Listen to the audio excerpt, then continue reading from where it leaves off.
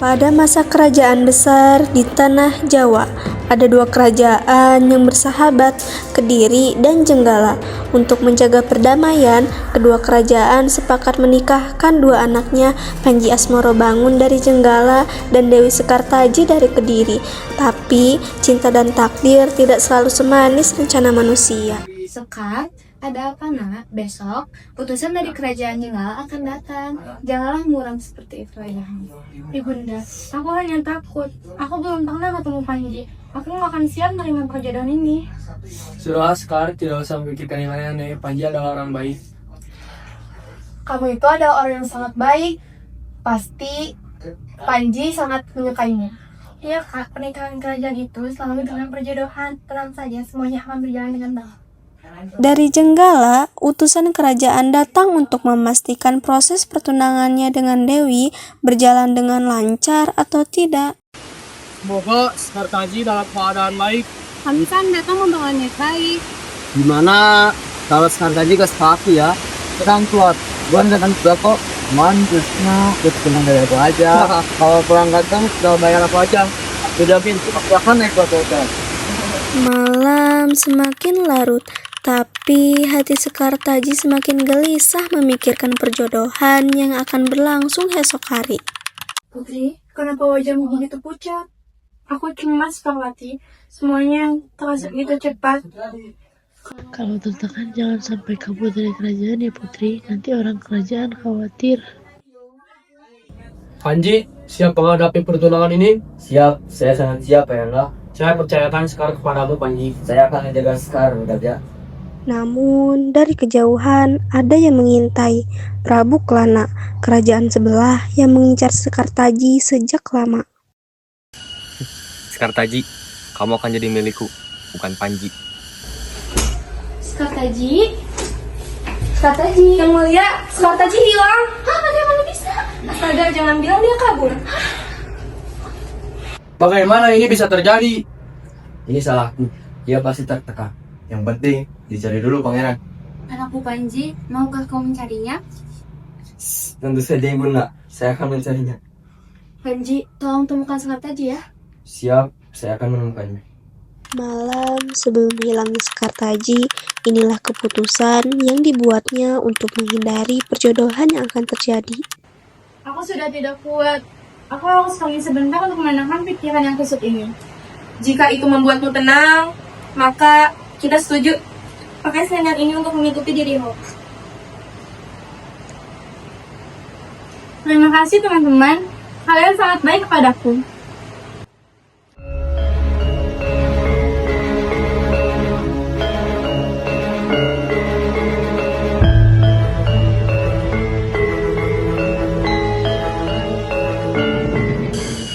Bagus, kamu keluar sendiri.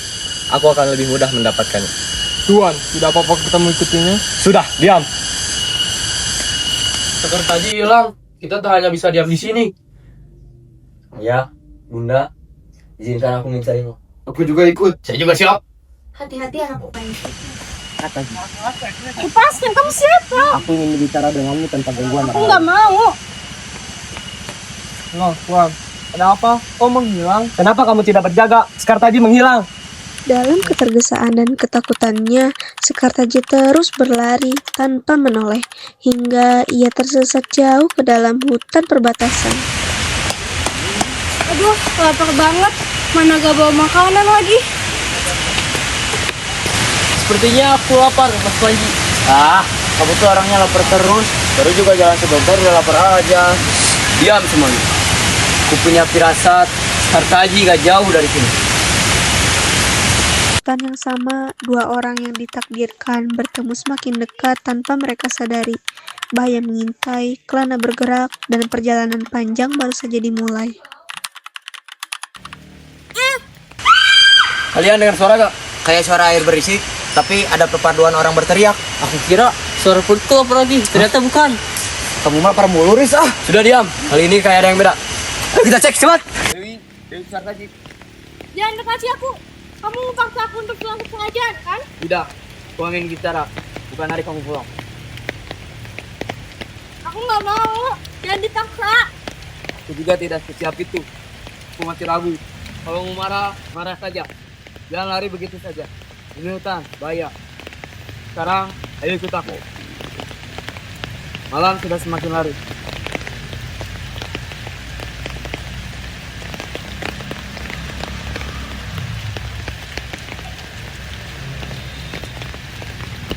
Dua, ketemu. Benar. Dari tadi ngomongin kayak kita. Aku kira kalian bakal nikah di hutan. Sumpah deh. Tunggu. Ada yang kita dari tadi. Teruskan berjalan.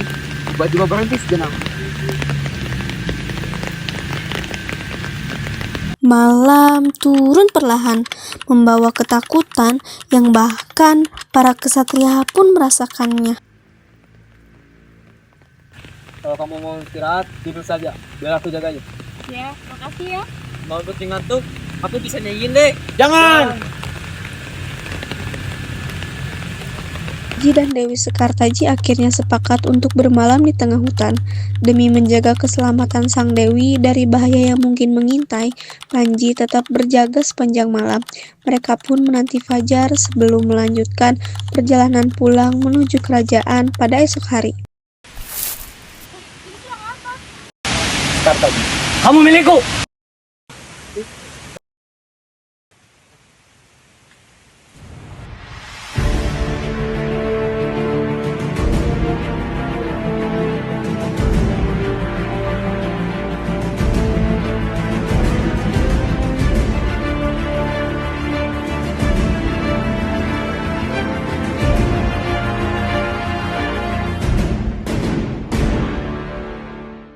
Saat Panji dan Sekartaji akan kembali ke kerajaan, cuaca tiba-tiba berubah.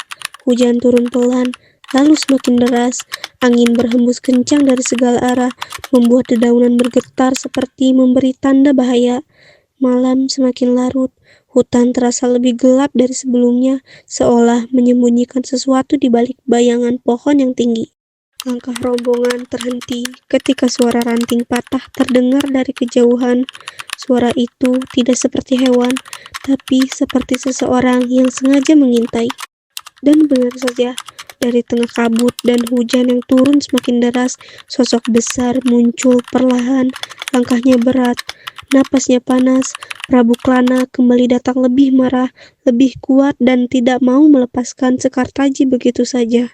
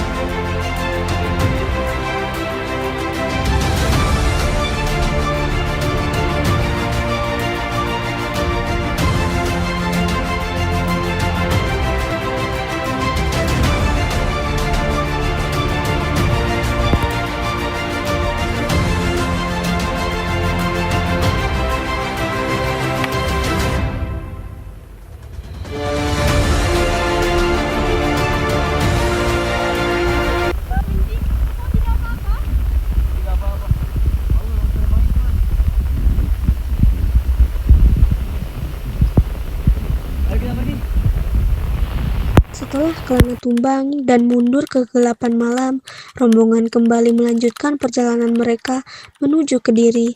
Langkah mereka cepat, tapi hati-hati. Semua hanya ingin satu hal, mengembalikan Sekartaji dengan selamat. Hutan perlahan terbuka dan tembok besar kerajaan mulai terlihat di balik gerbang. Lampu-lampu sudah menyala terang. Keluarga kerajaan dan para pengawal berjaga sejak tadi. Tidak ada yang bisa tidur karena hilangnya sang putri.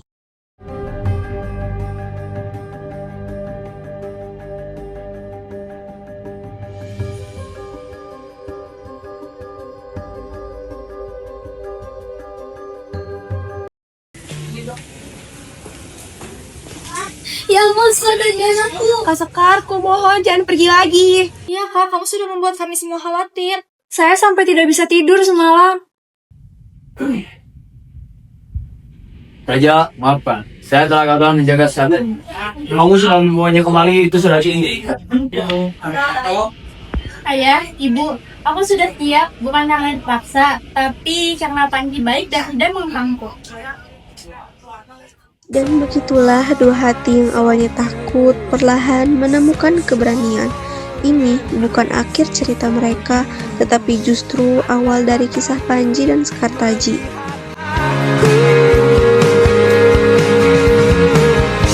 Terungkap semua isi hatiku,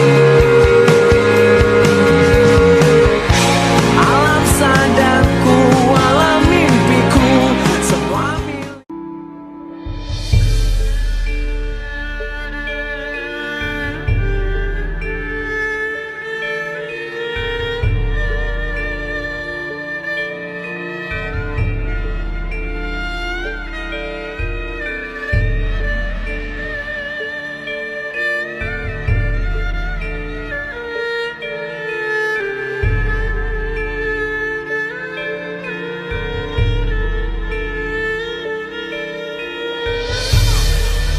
Suryo wis mangrangsang wayah bentering cahya nratas kuningin tirta gadhang marang si gagat kang wis ulung galenganing kalung meratan dan sang Baladara kudu nindakake kewajiban bedah sipatis peteng banyu nari jagat sakisine ing daratan arum gandanya.